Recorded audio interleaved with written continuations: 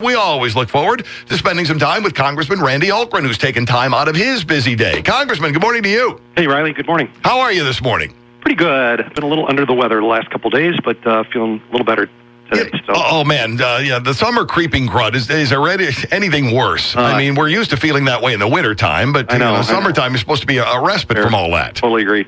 But anyhow, it's good. So. I must ask, because it's hot and it's really steamy here, and it's usually a lot hotter and steamier in Washington. Yeah, it's been similar. In fact, I think Illinois has had about the same number of 90-degree days as D.C. has this year, which is surprising. Usually D.C. is much hotter. But, as the summer goes on, I think we might see more of those steamy, swampy days. Yeah.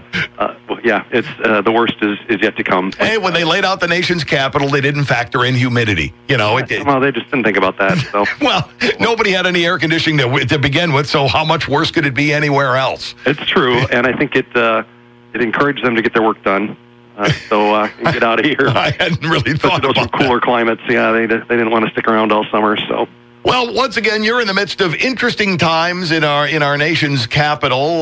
Boy, there's a lot of distraction. There's a lot of other things going on, and let us know for people who are only focused on what some of the distractions are, that there's actually people's work getting done.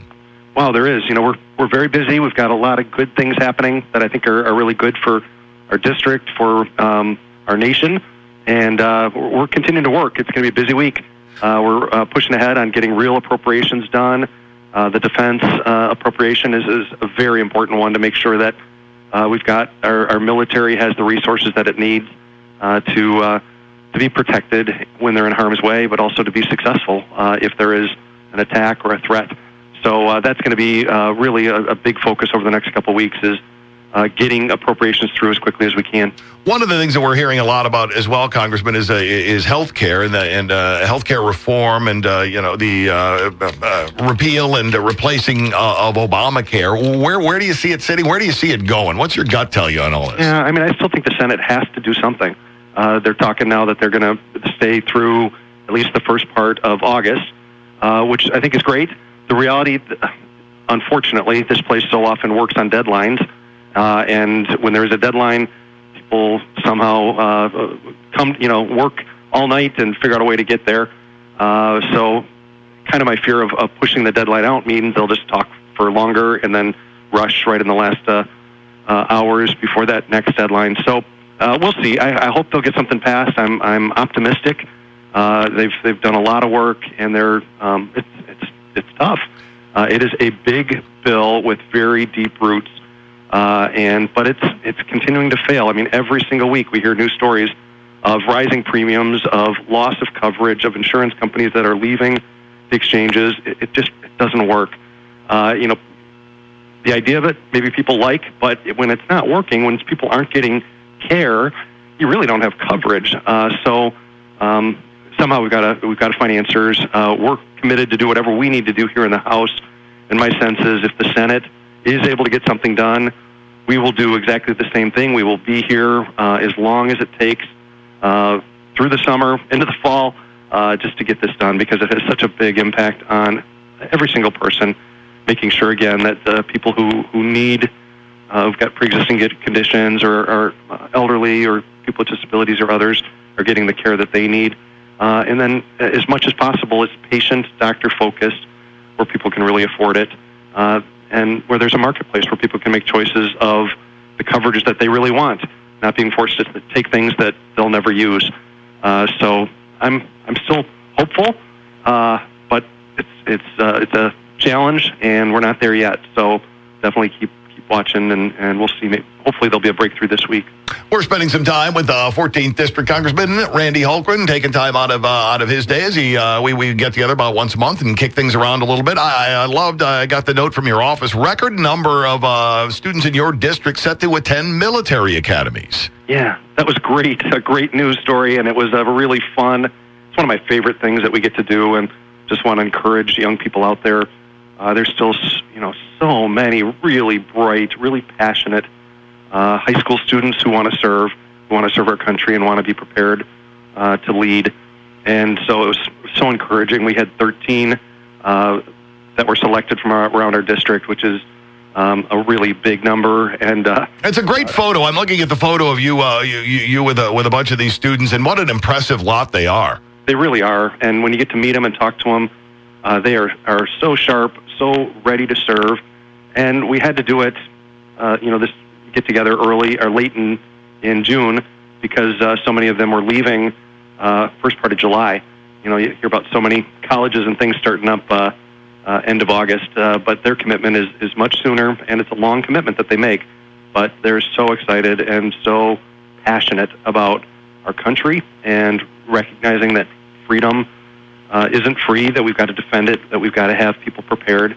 And so I was very encouraged. And when you look at past record, we've had some amazing candidates who've gone on to serve in such powerful ways. We had a young man from Sugar Grove a couple of years ago who went to the Naval Academy, struggled with some health issues, but he was top of his class in all three of the rankings. They do 3 different rankings as far as grades, as far as service, and as far as achievement and leadership.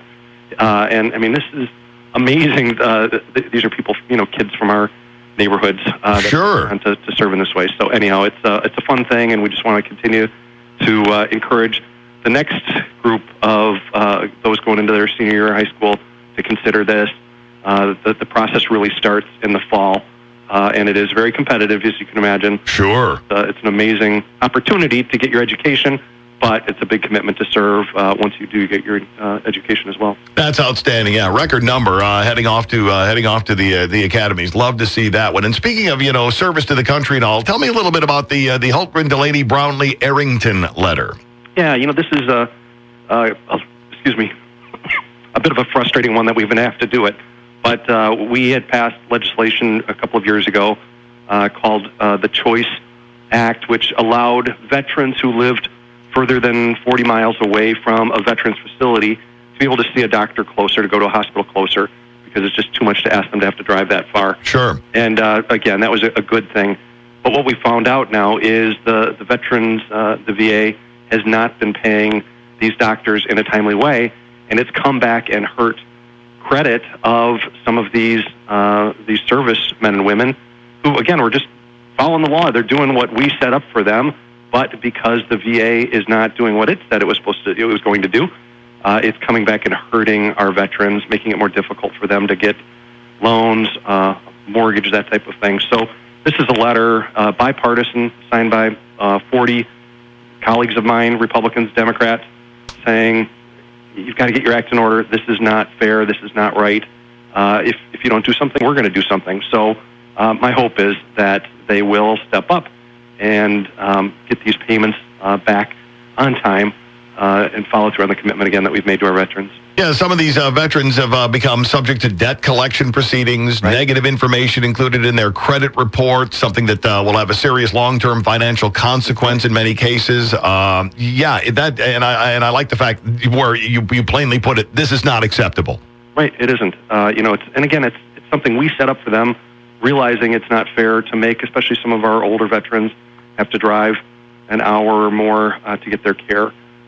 So we've set it up for them to be able to get access to care, but then we've got to also make sure that our departments are following through on the commitment there and get these bills paid so that our veterans aren't punished just for following the rules. Outstanding. Glad to hear it, and glad to hear that there's a voice for veterans out there, because when you hear some of the VA news that works its way down, you got to think to yourself, someone's got to stand up and champion for these people. Right. Yeah, absolutely. They've done so much for us. Something else that you're often a champion for, and I know means a lot to you, and that, of course, is education, in particular, STEM scholars. Right.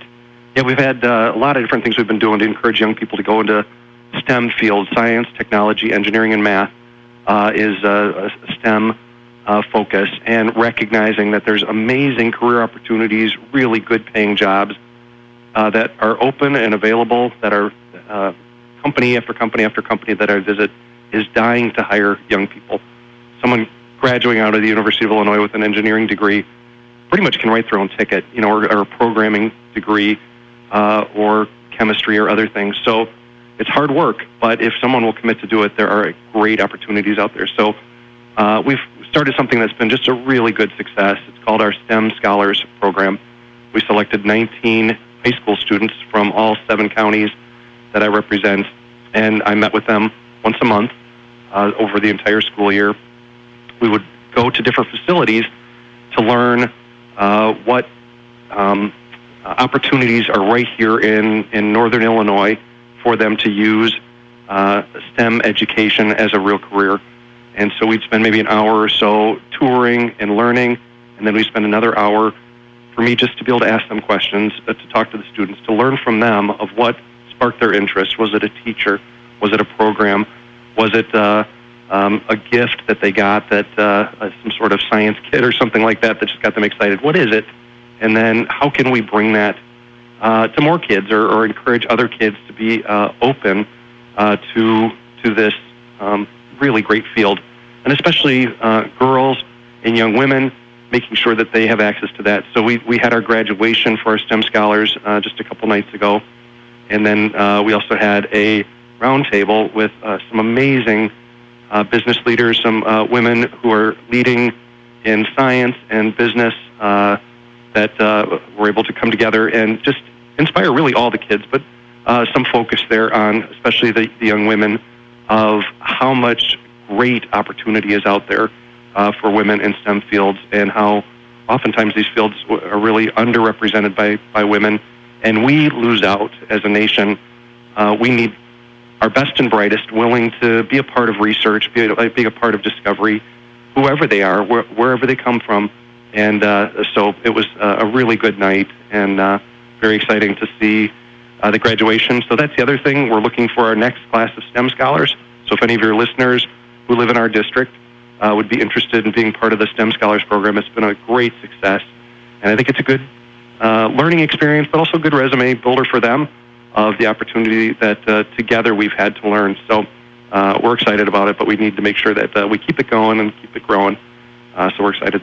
Yeah, and you often hear about gender equality. 19 students, 10 women, 9 men. Yeah. Very nice. Yeah, it's just that's how they got selected. There wasn't any pushing or limiting or anything like that. But yeah, we were very excited, and it was a great participation across the board of the young women and young men. So it was very, very great year and a great night at their graduation. I appreciate your time very much. I'll look forward to the next time we can get together. Sounds good. Good to talk to you. Thanks, Riley. Have a good one.